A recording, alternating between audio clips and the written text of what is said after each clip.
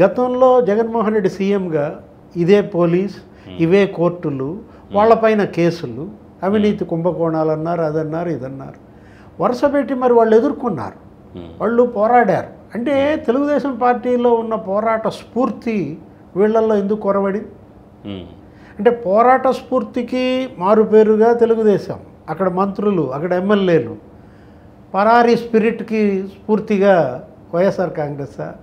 అరే పిన్నెల్లి రామకృష్ణారెడ్డి, పిన్నెల్లి బ్రదర్స్ ఏ ముహూర్తాన్ని ఈ పరారీ బిగించేశారో కానీ ఈ రేసు ఇదేదో ఒక పందెంలాగా కనపడుతోంది. ఏది అసలు ఈ పరారు అవటం ఏంటి? వీళ్ళు పారిపోతుంటే వాళ్ళు పట్టుకురావటం. ఏది విదేశాలకు పోతున్నారని ఆ రెడ్ కార్నర్ నోటీసులో మనం చూసాం. చెవిరెడ్డితో బిగినైనట్టుంది. చెవిరెడ్డి మహేత్ రెడ్డి, చెవిరెడ్డి భాస్కర్ రెడ్డి బెంగళూరు ఎయిర్పోర్ట్లో ఏదో దుబాయ్ పోతుంటే పట్టుకొచ్చారు. కొడుకుని అనుకుంటాను, ఇద్దరిని పట్టుకొచ్చారు. అరే అదే కాదు, ఇక్కడ అవినాష్ను కూడా ఇది ఇక్కడ అనుకుంటా, శంషాబాద్ ఎయిర్పోర్ట్లో పోతుంటే దుబాయ్, ఇతను కూడా దుబాయ్ అనుకుంటా పట్టుకొచ్చిన పరిస్థితి. ఇవాళ కాకాని గోవర్ధన్ రెడ్డి అసలు ఎక్కడున్నాడు? సజ్జల రామకృష్ణారెడ్డి లుకౌట్ నోటీసుల తర్వాత సైలెంట్ అయిపోయింది. అసలు ఎక్కడున్నాడు? కనిపించకుండా పోయింది. ఇప్పుడు సజ్జల రామకృష్ణారెడ్డి పోస్ట్ పోయిందని అతను కూడా బీకే సతీష్ రెడ్డికి ఇచ్చారంటున్నారు. అంటే గతంలో వీళ్ళు చెలరేగిపోయారు. అసలు ప్రెస్ మీట్లు, అసలు బూతులు మామూలు ఇది కాదు కదా.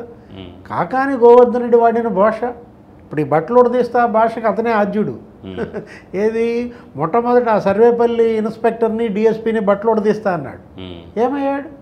అంటే 12 రోజులుగా ఇతను పరారీలో ఉన్నాడంటే ఇవాళ సర్వేపల్లి అదేంటి ఆ క్వాడ్జ్, ఇప్పుడు ఆ స్కామ్లో ఇతను A4 అనుకుంటాను, 250 కోట్ల రూపాయలు స్కామ్ అది. దానిపైనే సోమిరెడ్డి చంద్రమోహన్ రెడ్డి పోరాటం.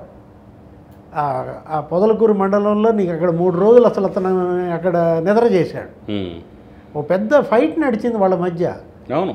ఇప్పుడు నువ్వు ఎదుర్కోవాలి కదా, నువ్వు ధైర్యంగా నిలబడాలి కదా. నేను అవినీతికి పాల్పడలేదు, అరెస్ట్ చేస్తారు, చేస్తే ఏమవుద్ది?